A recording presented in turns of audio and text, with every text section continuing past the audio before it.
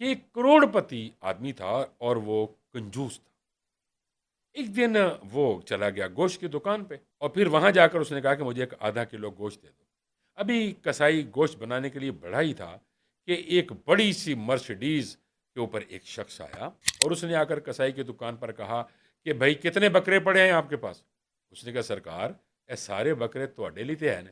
انہوں نے کہا 1 2 3 4 5 6 7 اے 7 بکرے بنا دے بھائی، کتنے پیسے؟ اس نے تولے، اس نے کہا یہ اتنے پیسے، اس نے اس کو پیسے دے دیے۔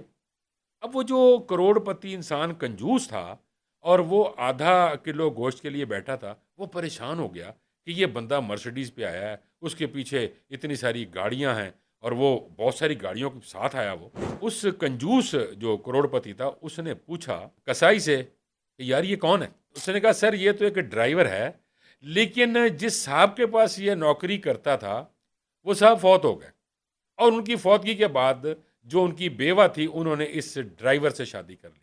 اب وہ سارے اربوں روپے اور ساری جائیدادیں اور سارا کچھ بشمول اس بیوہ کے وہ سارا اس کا ہو گیا۔ تو اب وہ گاڑی پہ آیا، اس نے 7 بکروں کا آرڈر دے دیا۔ اب ہوا کیا، وہ کروڑپتی کنجوس صاحب سوچنے لگے اور پھر سوچتے سوچتے انہوں نے کہا کہ یار باقی کتنے بکرے بچے نے؟ اس نے کہا جی 12 بچے ہیں۔ انہوں نے کہا 12 کے 12 بکرے پکڑ۔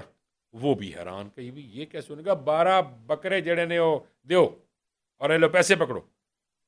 کسائی نے ڈرتے ڈرتے پوچھا کہ جناب یہ بتائیے کہ ہمیشہ آپ کبھی ایک ہفتے کے بعد ایک آدھا کلو گوشت لیتے ہیں اور آج آپ نے اتنے سارے بکروں کو آرڈر دے دیا؟ اس نے کہا میں نے اس لیے یہ آرڈر دیا ہے کہ میرے مرنے کے بعد پھر جو مرسڈیز والے نے اور باقی گڈیاں والے نے یا ڈالے والے نے انہوں نے آ کے مزے کرنے نے، تو اس تو بہتر ہے کہ میں خود ہی مزے کر لوں۔